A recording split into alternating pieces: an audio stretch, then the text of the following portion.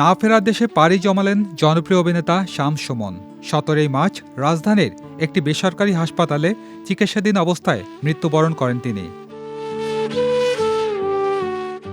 পরিবার ও সংশ্লিষ্ট সূত্রে জানা যায়, দীর্ঘদিন ধরে তিনি বিভিন্ন শারীরিক জটিলতায় ভুগছিলেন।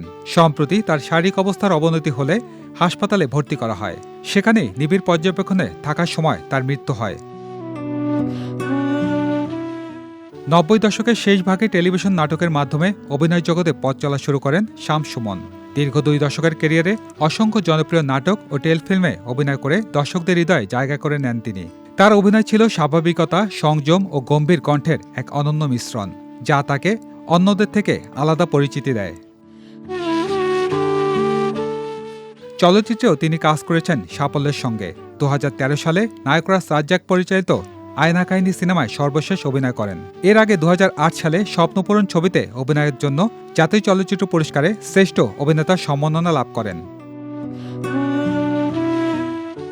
তার মৃত্যুতে সাংস্কৃতিক অঙ্গনে নেমে এসেছে গভীর শোক। সহকর্মী, পরিচালক ও ভক্তরা সামাজিক যোগাযোগ মাধ্যমে শোক প্রকাশ করেছেন। তার এই চলে যাওয়া নাট্যাঙ্গনে এক অপূরণীয় শূন্যতা তৈরি করল।